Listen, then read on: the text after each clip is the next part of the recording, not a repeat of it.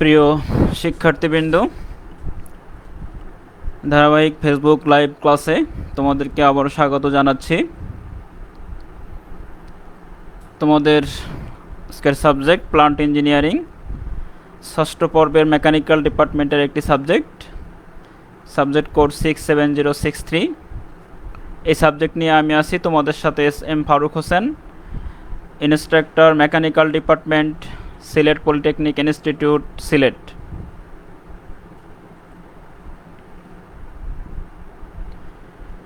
অধ্যায় নবম। এ অধ্যায়ের বিষয় হলো গ্যাস টারবাইন। এ অধ্যায়ের মূল আলোচ্য বিষয়গুলো হলো গ্যাস টারবাইনের অর্থ, বিভিন্ন প্রকার গ্যাস টারবাইন চিহ্নিতকরণ, ক্লোজ সাইকেল, কনস্ট্যান্ট প্রেসার এবং কনস্ট্যান্ট ভলিউম কম্বাসন গ্যাস টারবাইনের অপারেশন পদ্ধতির বর্ণনা, গ্যাস টারবাইনের ব্যবহার।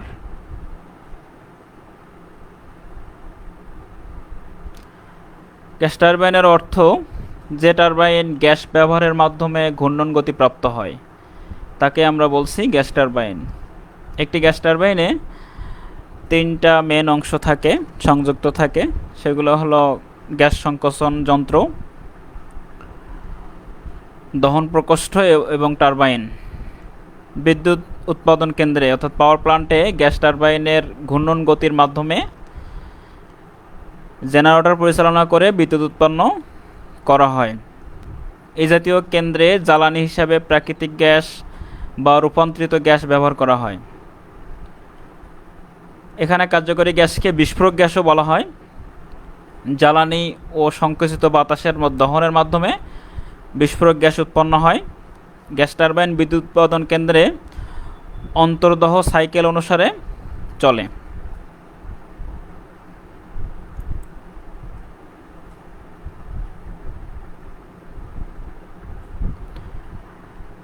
বিভিন্ন প্রকার গ্যাস টারবাইন এবং গ্যাস টারবাইন ব্যবহৃত প্ল্যান্টগুলো নিম্নলিখিতভাবে ভাগ করা যায়। যেমন এটার ব্যবহার হিসেবে aircraft, marine, locomotive, transport. Cycle অনুসারে ওপেন সাইকেল এবং ক্লোজ সাইকেল। শ্যাফটের সংখ্যা অনুসারে একক শ্যাফট, বহু শ্যাফট।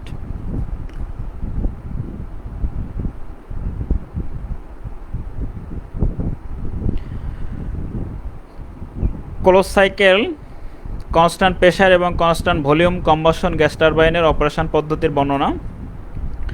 এখানে একটি close cycle constant volume combustion gas টারবাইনের ফিগার দেখানো হয়েছে সাইকেল আকারে।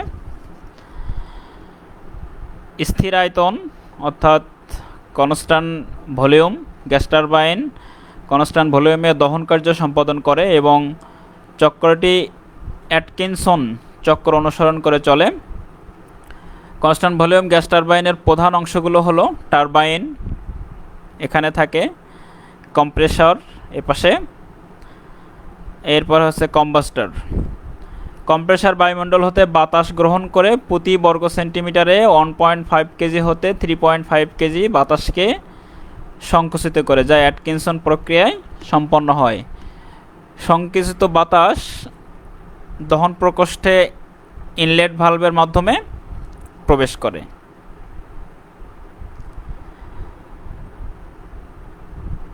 এখানে কম্বাস্টার বা দহন প্রকোষ্ঠে প্রবেশ ভাল্ব, নির্গমন ভাল্ব, জ্বালানি প্রবেশ ভাল্ব ও স্পার্ক প্লাগ থাকে। সংকুচিত বাতাস দহন প্রকোষ্ঠে প্রবেশ করার পর প্রবেশ ভাল্ব বন্ধ হয়ে যায়, নির্গমন ভাল্ব পূর্ব হতে বন্ধ থাকে। অতঃপর কম্বাস্টার বা দহন প্রকোষ্ঠে পাম্পের মাধ্যমে আধার হতে জ্বালানি সরবরাহ করা হয়। দহন প্রকোষ্ঠে জ্বালানি সরবরাহ শেষ হলে জ্বালানি প্রবেশ ভাল্ব বন্ধ করে দেওয়া হয় এবং স্পার্ক প্লাগের মাধ্যমে দহন প্রকোষ্ঠে দহন ঘটানো হয়। এ সময় কম্বাস্টার আবদ্ধ চেম্বার হওয়ায় জ্বালানির দহন স্থির আয়তনে হয়। জ্বালানি দহন গ্যাস চাপ বৃদ্ধিপ্রাপ্ত হয়ে প্রতি বর্গ সেন্টিমিটারে 10 কেজি হতে 14.5 কেজিতে উপনীত হয়। বৃদ্ধিপ্রাপ্ত গ্যাসের চাপে দহন প্রকোষ্ঠের নির্গমন ভাল্ব খুলে যায় এবং উচ্চ চাপের গ্যাস দহন প্রকোষ্ঠের নির্গমন ভালভের মাধ্যমে টারবাইনে উচ্চ বেগে এসে সম্প্রসারিত হয়। এতে টারবাইন ঘূর্ণন গতি প্রাপ্ত হয়। এখানে একটা সাইকেল আকারে দেখানো হয়েছে প্রেসার এবং ভলিউম ডায়াগ্রাম।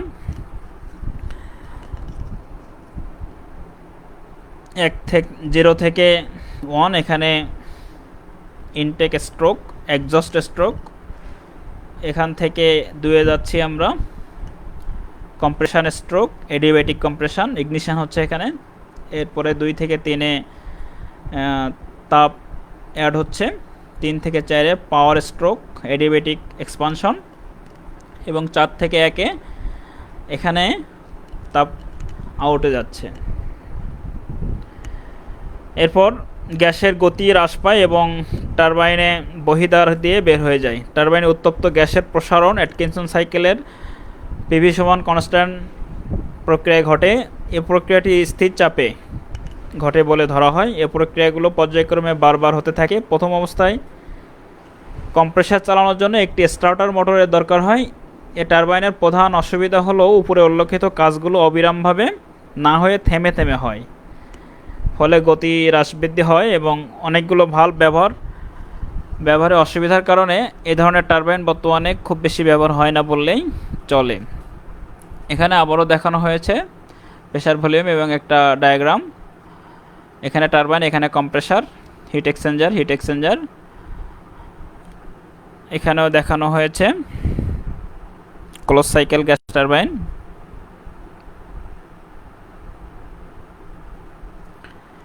এটা আরেকটা চিত্রের মাধ্যমে ক্লোজ সাইকেল গ্যাস টারবাইন দেখানো হয়েছে। এখানে ক্লোজ সাইকেল কনস্ট্যান্ট প্রেসার হলে কি হবে combustion gas turbine. Close cycle constant pressure gas টারবাইনের প্রধান অংশগুলো হলো কম্প্রেসার টারবাইন, এটা compressor turbine, starting motor, cooler এবং রিহিটার। ক্লোজ সাইকেলে ওয়ার্কিং মিডিয়াম বা কার্যকরী মাধ্যম হিসাবে বাতাস বা গ্যাস ব্যবহার করা হয়। একই গ্যাস সাইকেলে ব্যবহার হতে থাকে। এ সাইকেলে টারবাইনে নির্গত গ্যাসকে বায়ুমণ্ডলে নিক্ষেপ না করে পুনরায় ঠান্ডা করে কার্যকরী মাধ্যম হিসাবে কম্প্রেসারে ব্যবহার করা হয়। সর্বপ্রথম কম্প্রেসারের মাধ্যমে কিছু গ্যাস জ্বালানির প্রজ্বলনের মাধ্যমে উৎপাদিত তাপ দ্বারা কার্যকরী গ্যাসের ভাগ বাড়ানো হয়। জ্বালানি কোনো ক্রমে কার্যকরী গ্যাসের সংস্পর্শে আসতে পারে না। অতঃপর উত্তপ্ত গ্যাস টারবাইনে প্রবাহিত হয়ে টারবাইনকে ঘূর্ণন গতি প্রদান করে। এছাড়া এখানে একটা চিত্র দেখানো হয়েছে, এটা জেনারেটর। এখানে টারবাইন, এই টারবাইনকে ঘূর্ণন গতি কম্প্রেসারের মাধ্যমে এই কম্বাসন চেম্বারে ফুয়েল দিয়ে এভাবে ঘূর্ণন গতি প্রদান করা হয়। এখানে একটা সাইকেল দেখানো হয়েছে, টিএস, টেম্পারেচার এনথালপির। এখানে ব্যবহৃত গ্যাস টারবাইনের বহির্দ্বার দিয়ে বের হয়ে কুলারে আসে। কুলারের মাধ্যমে নির্দিষ্ট তাপমাত্রা কার্যকরী গ্যাসকে সংকোচনের জন্য কম্প্রেসারে প্রেরণ করা হয়। কুলারের পানি কোনো ক্রমে কার্যকরী গ্যাসের সাথে মিশতে পারে না। কার্যকরী গ্যাস কম্প্রেসারে সংকুচিত হয়ে পুনরায় রিহিটার হয়ে টারবাইনে আসে। এভাবে সাইকেলটি তার প্রক্রিয়া সম্পন্ন করে। ক্লোজ সাইকেল গ্যাস টারবাইনের দহন ক্রিয়া সমচাপ প্রক্রিয়ায় হয় বলে একে স্থির চাপ বা কনস্ট্যান্ট প্রেসার গ্যাস টারবাইনও বলা হয়।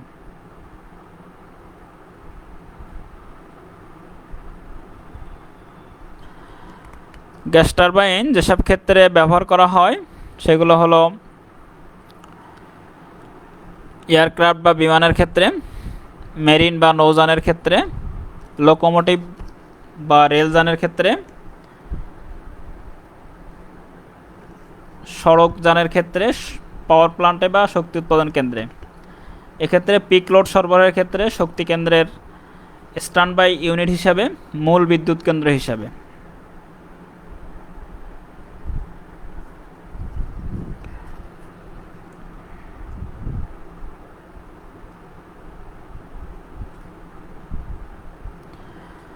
স্টিম টারবাইনের তুলনায় গ্যাস টারবাইনের যে সকল সুবিধা আমরা দেখি, গ্যাস টারবাইনের ডিজাইন খুবই সহজ। বাষ্প টারবাইনের মতো এতে কোনো বয়লারকে প্রয়োজন হয় না, সেজন্য আনুষঙ্গিক যন্ত্রপাতি কম এবং ফিট পানির প্রয়োজন নাই। গ্যাস প্ল্যান্টে পানি কুলিং প্রক্রিয়ার প্রয়োজন হয় না। গ্যাস প্ল্যান্টের তুলনামূলক প্রাথমিক খরচ কম, গ্যাস প্ল্যান্টের তুলনামূলক পরিচালনা খরচও কম। গ্যাস প্ল্যান্টে কন্ডেন্সার প্ল্যান্টের প্রয়োজন নাই। গ্যাস টারবাইনের অপারেটিং প্রেসার কম হওয়ায়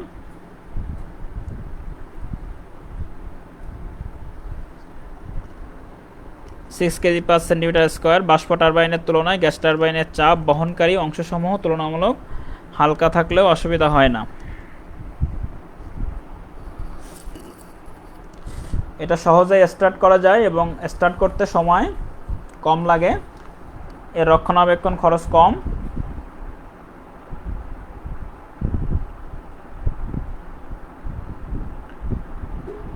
এছাড়া আমরা যদি দেখি ডিজেল ইঞ্জিনের তুলনায় গ্যাস টারবাইনের সুবিধা।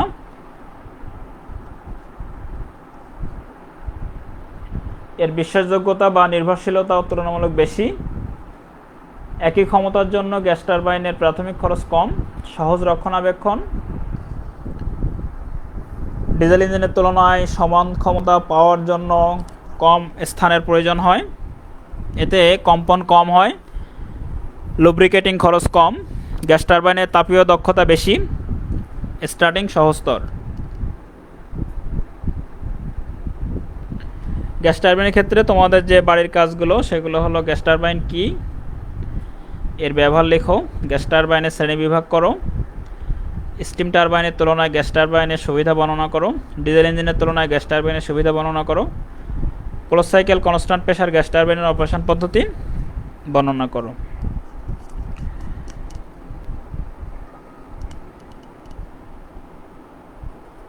এছাড়া আমরা আজকে 10ম অধ্যায়ের বাকি কিছু অংশ দেখি।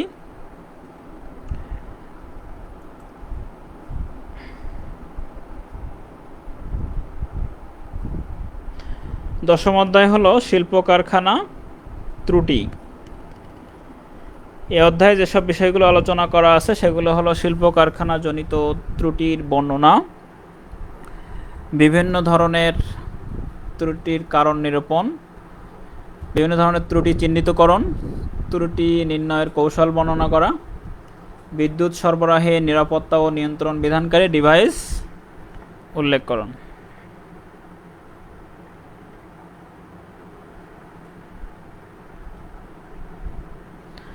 শিল্প কারখানা জনিত ত্রুটির বর্ণনা। যে সমস্ত কারণে কারখানার উৎপাদন ব্যাহত হয়, উৎপাদনের গুণগত মান খারাপ হয়, বিনিয়োগ ক্ষতিগ্রস্ত হয়, আর্থসামাজিক সেবা বাধাগ্রস্ত হয়, সুনাম ক্ষুণ্ণ হয়, ওই সমস্ত কারণগুলোই শিল্প কারখানা জনিত ত্রুটি। সকলের স্বার্থে শিল্প কারখানায় কখনো কোনো ত্রুটি দেখা দিলে সঙ্গে সঙ্গে উহা সংশোধন করা বা ত্রুটির সম্ভাবনা দেখা দিলে তাৎক্ষণিকভাবে উহা নিবারণের ব্যবস্থা নেওয়া একান্ত জরুরি প্রয়োজন।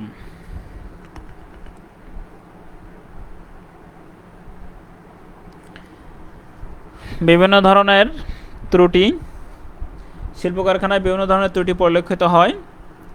এ সমস্ত ত্রুটির কারণে যে কোনো মুহূর্তে বিপর্যয় সৃষ্টি হতে পারে। শিল্প কারখানায় সাধারণত যেসব ত্রুটি দৃষ্টিগোচর হয় তার মধ্যে রয়েছে প্রশাসনিক ত্রুটি, যান্ত্রিক ত্রুটি, কর্মী বা যন্ত্র চালকের ত্রুটি, কাঁচামালের ত্রুটি।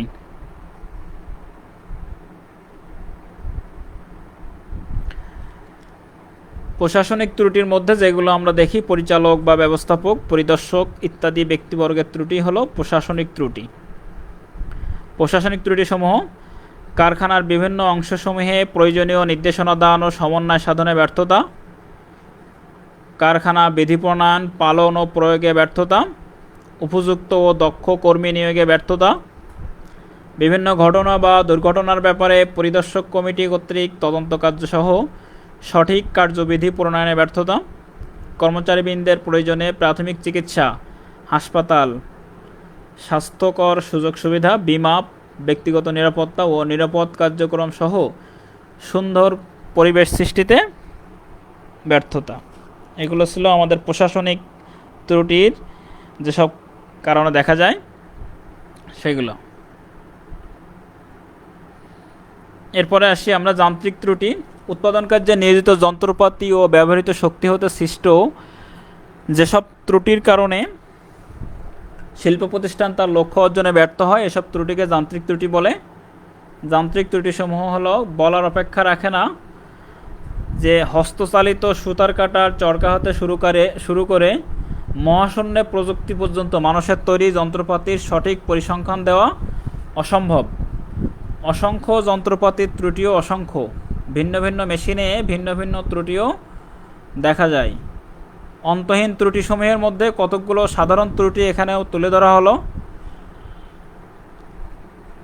যেমন যন্ত্র বা যন্ত্রাংশের প্রাকৃত কার্যকাল শেষ হওয়ার পূর্বে অকর্মণ্য হয়ে যাওয়া বা ভেঙে যাওয়া, যন্ত্রাংশ দ্রুত ক্ষয়ে যাওয়া, চলমান অংশে হঠাৎ আটকে যাওয়া, শক্তির অপচয় বেশি হওয়া, যান্ত্রিক দক্ষতা কম হওয়া, প্রক্রিয়া ও শক্তি সরবরাহ সবিরম হওয়া, উৎপাদনের মান খারাপ হওয়া, প্রায়শ মেশিন কর্তৃক চালক দুর্ঘটনায় কবলিত হওয়া ইত্যাদি। এই ত্রুটিগুলো মেশিনের ক্ষেত্রে বেশিরভাগ সময় দেখা যায়।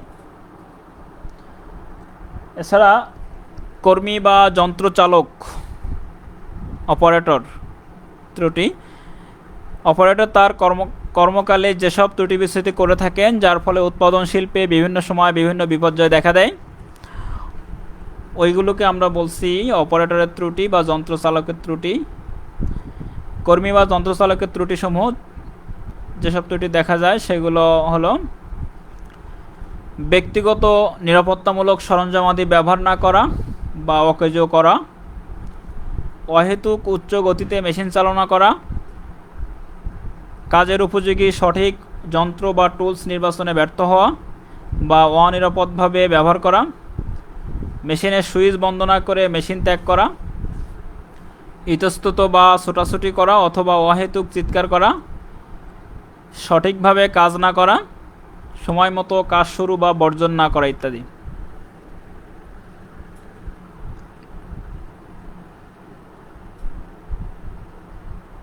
এছাড়া কাঁচামালে যেসব ত্রুটি দেখা যায়, কাঁচামালের কারণে যদি উৎপাদনের গুণগত মান খারাপ হয় বা উৎপাদন ব্যাহত হয়, তবে তাকে আমরা বলছি কাঁচামালের ত্রুটি। কাঁচামালের মধ্যে যেসব ত্রুটি দেখা যায় সেগুলো হলো প্রক্রিয়াকরণের জন্য কাঁচামালের প্রয়োজনীয় আকার বা আকৃতি না থাকা, প্রক্রিয়াকরণের সময় কাঁচামাল ক্ষতিগ্রস্ত হওয়া, কাঁচামাল দ্বারা উৎপাদিত দ্রব্য ইপ্সিত মানের না হওয়া, উৎপাদিত দ্রব্য মজুতকালে বা অনুমিত কার্যকালের পূর্বে নষ্ট হয়ে যাওয়া ইত্যাদি। উৎপাদন কর্মকাণ্ডে যেসব ব্যক্তি বা ব্যক্তিবর্গ জড়িত তারা নিজ কাজ ও কর্তব্যের প্রতি অধিক আন্তরিক হলে বর্ণিত সব ধরনের ত্রুটি হতে পরিত্রাণ পাওয়া আসলেই সম্ভব।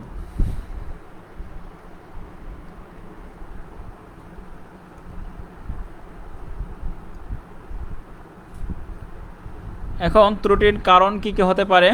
বিভিন্ন ধরনের প্রতিটি ত্রুটির পিছনে কোনো না কোনো কারণ নিহিত থাকে। নিচে প্রশাসনিক কারণের ত্রুটির কারণ কী কী, যান্ত্রিক ত্রুটির কারণসমূহ কী কী, যন্ত্র চালকের বা অপারেটরের ত্রুটির কারণসমূহ, কাঁচামালের ত্রুটির কারণসমূহ কী হতে পারে সেগুলো আমরা দেখি। প্রশাসনিক ত্রুটির কারণসমূহ হলো প্রশাসনিক কর্মকর্তাগণের বিষয় জ্ঞান বা স্বপ্রেষণায়ের অভাব, কর্মকর্তাগণের দায়িত্ব পালনের সামর্থ্য এবং সংশ্লিষ্ট ক্ষেত্রে উপযুক্ত প্রশিক্ষণের অভাব, গঠনমূলক ও সৃষ্টধর্মী কার্যকলাপে অংশগ্রহণে অনীহা ইত্যাদি।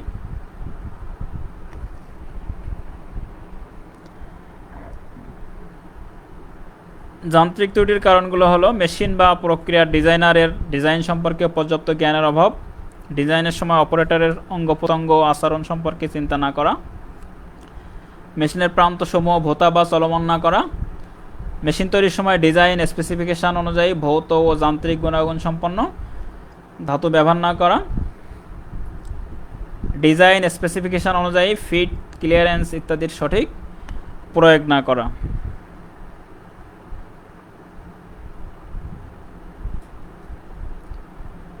এছাড়া স্বয়ংক্রিয় মেশিনের অপারেশনের পার্ট প্রোগ্রামে ভুল করা, সিএনসি মেশিনগুলোতে মেশিনের খোলা বা চলমান অংশ বা বর্ধিত অংশসমূহে উপযুক্ত গার্ডের ব্যবস্থা না থাকা, মেশিন চালানোর জন্য সঠিক মানের লুব্রিকেন্ট ব্যবহার না করা, মেশিন চালানোর জন্য প্রয়োজনীয় শক্তি পরিমাণে কম বা বেশি প্রয়োগ করা, নির্দিষ্ট সময় অন্তর অন্তর মেশিনসমূহে লুব্রিকেন্ট, হাইড্রোলিক অয়েল পরিবর্তন বা এগুলো সহ অন্যান্য অংশসমূহের দেখাশোনা না করা, অর্থাৎ সঠিকভাবে মেনটেন্যান্স না করা।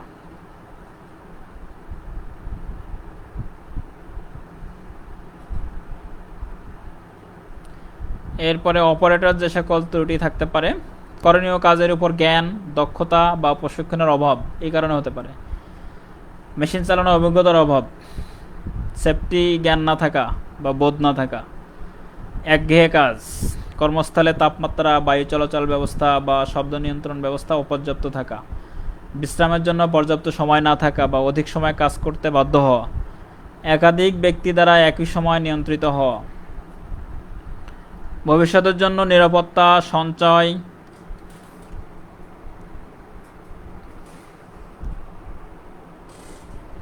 ইত্যাদির ব্যাপারে হতাশাগ্রস্ত থাকা, দৈহিকভাবে কাজের সামর্থ্য না থাকা, মানসিক কাজের জন্য অপ্রস্তুত থাকা বা বিকারগ্রস্ত হওয়া ইত্যাদি। এ সকল কারণে অপারেটর ভুল করতে পারে। কাঁচামালের যেসব ত্রুটি হতে পারে, যেসব কারণ হয়: উৎপাদনের জন্য কাঁচামাল প্রস্তুতকরণ প্রক্রিয়া যথোপযুক্ত না হওয়া, কাঁচামাল প্রস্তুতকারী প্রতিষ্ঠানের কর্মকর্তাদের ও কর্মচারীদের কাঁচামালের মান নিয়ন্ত্রণের প্রতি উদাসীনতা, কর্মচারীদের কাঁচামালের ব্যবহার সম্পর্কে জ্ঞানের সীমাবদ্ধতা এবং চলতি নমুনা পরীক্ষা না করা, কাঁচামালের ঈপ্সিত ভৌত ও যান্ত্রিক গুণাবলী না থাকা।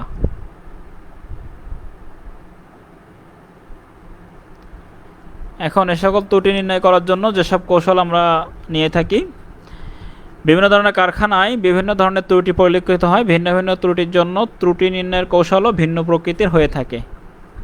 তবে ত্রুটির স্থান ও ত্রুটির কারণ অনুসন্ধানের জন্য সাধারণত ত্রুটির ফলাফলের উপর ভিত্তি করে শেষের দিক হতে অনুসন্ধান করা ভালো। তবে সর্বক্ষেত্রেই এ সকল কৌশল প্রযোজ্য নাও হতে পারে। ত্রুটি নির্ণয়ের কৌশল অবশ্যই নির্ভর করে ত্রুটির ফলাফলের ধরনের উপর। স্মরণ রাখা দরকার, যে কোনো ধরনের ত্রুটির জন্য কোনো না কোনোভাবে কোনো না কোনো ব্যক্তি জড়িত থাকে।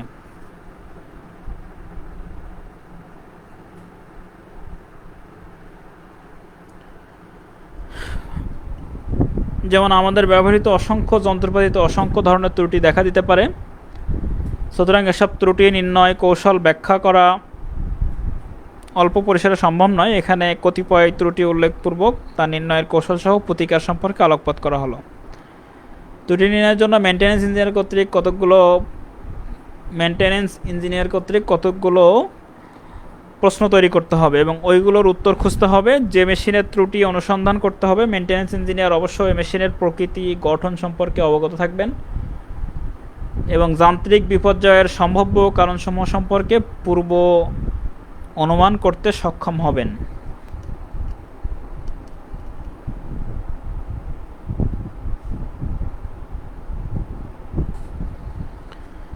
ত্রুটি নির্ণয়ের কৌশল। এখন ধরা যাক একটি হাইড্রোলিক ড্রাইভ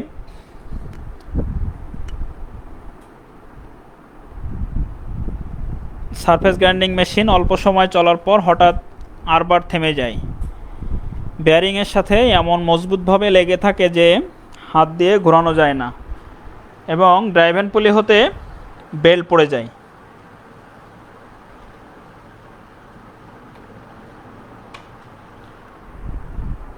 কিছু সময় পর আবার ঘোরানো যায়। এখন এখানে কি কি প্রশ্ন থাকতে পারে: মেশিনটি কি নতুন স্থাপন করা হয়েছে? যদি পুরনো হয় তবে এ ধরনের ত্রুটি কি পূর্বে ছিল? বেয়ারিংয়ের জন্য কি আলাদাভাবে ঠান্ডা করার ব্যবস্থা আছে? মেশিনের ফিড কি ডিজাইন মানের চেয়ে বেশি দেওয়া হয়? চালক কি মেশিন সম্পর্কে অভিজ্ঞ? এই প্রশ্নগুলো আমরা দেখতে পারি যাচাই করে।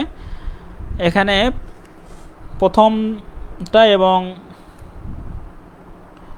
4 নাম্বারটা, মেশিনটি কি নতুন স্থাপন করা হয়েছে, আর যদি পুরনো হয় তবে ত্রুটি পূর্বে ছিল কিনা, এবং 4 নাম্বারটা হলো চালক কি মেশিন সম্পর্কে অভিজ্ঞ। ধরলাম এই দুইটা হ্যাঁ, এবং দ্বিতীয় এবং তৃতীয় এর উত্তর হলো মেশিনটির ডিজাইনে ত্রুটি থাকার সম্ভাবনা বেশি, আর তার বিপরীত হলে স্থানীয়ভাবে ত্রুটি সৃষ্টি হওয়ার সম্ভাবনা বেশি।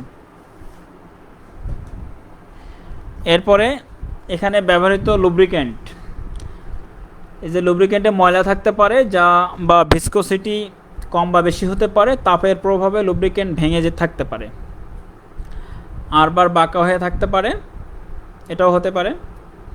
বেয়ারিং ক্ষয়প্রাপ্ত হয়ে থাকতে পারে।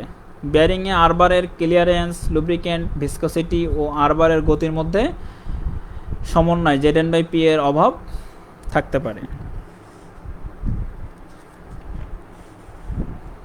এখন আমরা অনুসন্ধানের ফাইনালি যে সিদ্ধান্তে এগুলো আসতে পারি, লুব্রিকেন্টে ময়লা থাকবে বা ভেঙে থাকলে আরবার বেয়ারিংয়ের মধ্যে ঘর্ষণ বেশি হবে, ফলে প্রচণ্ড তাপে আরবার প্রসারিত হয়ে আটকে যেতে পারে। সেজন্য লুব্রিকেন্ট পরীক্ষা করতে হবে। যদি লুব্রিকেন্টে ময়লা বা থার্মাল ক্র্যাক পাওয়া যায় তবে তা বদলাতে এবং আরবার সহ লুব্রিকেটিং সিস্টেম পরিষ্কার করতে হবে। লুব্রিকেন্টের ভিসকোসিটি কম বা বেশি হলে ধাতব সংঘর্ষ বা ফ্লুইড ফ্রিকশন বৃদ্ধি পেয়ে অস্বাভাবিক তাপ বৃদ্ধি পেতে পারে, ফলে আরবারের প্রসারণ ও তা আটকে যেতে পারে। সেজন্য স্ট্রেন গেজের সাহায্যে আরবার ও বেয়ারিংয়ের ওয়ার্কিং প্রেশার নির্ণয় করে এবং ক্লিয়ারেন্স অনুযায়ী লুব্রিকেন্টের প্রয়োজনীয় ভিসকোসিটি নির্ণয় করে সে মতে আমাদেরকে লুব্রিকেন্ট ব্যবহার করতে হবে।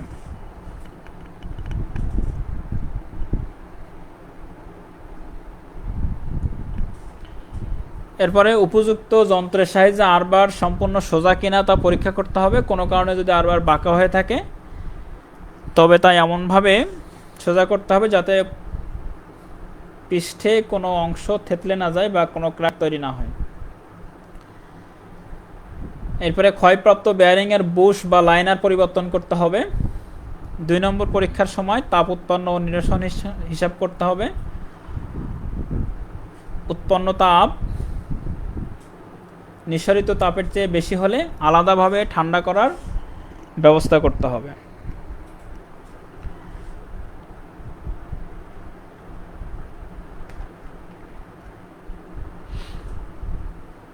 এছাড়া আরেকটা এক্সাম্পল যদি আমরা দেখি, একটি hydraulic drive shaper machine load কম নেয়, এর ত্রুটি কীভাবে নির্ণয় করতে হবে। এখানে মেশিনটি নতুন স্থাপন করা হয়েছে কিনা, পুরানো হলে এটি বেশ কিছুদিন বন্ধ ছিল কিনা, মেশিনের নির্মাতা কর্তৃক প্রদত্ত স্পেসিফিকেশন অনুযায়ী হাইড্রোলিক ফ্লুইড ব্যবহৃত হয়েছে কিনা।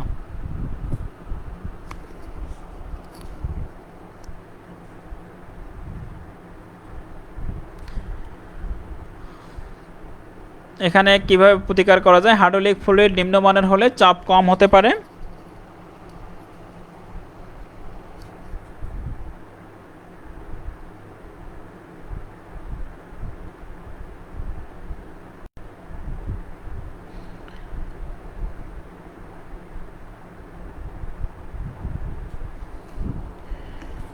এখানে যে সকল ত্রুটি দেখা যাক, হাইড্রোলিক ফ্লুইড নিম্নমানের হতে পারে, হাইড্রোলিক পাম্প বা তার চালক মোটরের আরপিএম কম হতে পারে, হাইড্রোলিক ইনপুট ফরওয়ার্ড লাইনে কোনো লিকেজ থাকতে পারে, হাইড্রোলিক সিলিন্ডারের পিস্টনের অয়েল সিলে ফাটা বা লিকেজ থাকতে পারে। এর প্রতিকার কীভাবে করা যায়, হাইড্রোলিক ফ্লুইড নিম্নমানের হলে চাপ কম হতে পারে, ফলে মেশিন লোড কম নেবে। এজন্য ফ্লুইড পরীক্ষা করে দেখতে হবে এবং প্রয়োজনে বদলাতে হবে। পাম্পের মোটরের আরপিএম কম হলে ফ্লুইড প্রেশার কম হবে ও লোড কম নেবে। মোটরটিকে লোড হতে বিচ্ছিন্ন করে এবং পরে চালু করে টেকোমিটারের সাহায্যে তার আরপিএম পরীক্ষা করতে হবে। আরপিএম যদি তার গায়ে লেখা মানের চেয়ে উল্লেখযোগ্য পরিমাণ কম হয় তবে তার প্রয়োজনীয় মেরামতের ব্যবস্থা করতে হবে। হাইড্রোলিক ইনপুট লাইনে কোথাও লিকেজ থাকলে প্রেশার লিকেজ হবে, ফলে মেশিন পর্যাপ্ত লোড নিতে পারবে না। এজন্য মেশিন চালু অবস্থায় খুঁজে দেখতে হবে এই লাইনে কোথাও হাইড্রোলিক ফ্লুইড সজোরে নির্গত হচ্ছে কিনা। যদি হয় তবে এটাই লোড কম নেওয়ার কারণ, এটাকে বন্ধ করার উপযুক্ত ব্যবস্থা নিতে হবে।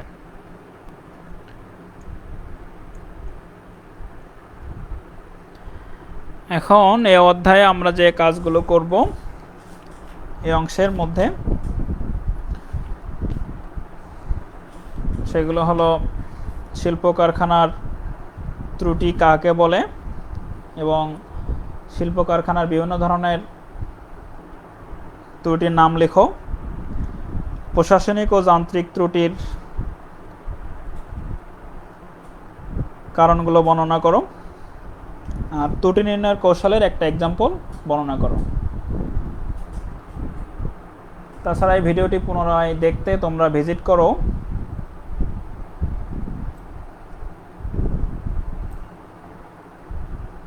skills.gov.bd/dt এবং www.facebook.com/skills.gov.bd। সবাইকে ধন্যবাদ জানিয়ে আমার ক্লাস এখানে শেষ করছি। সবাই ভালো থাকবা।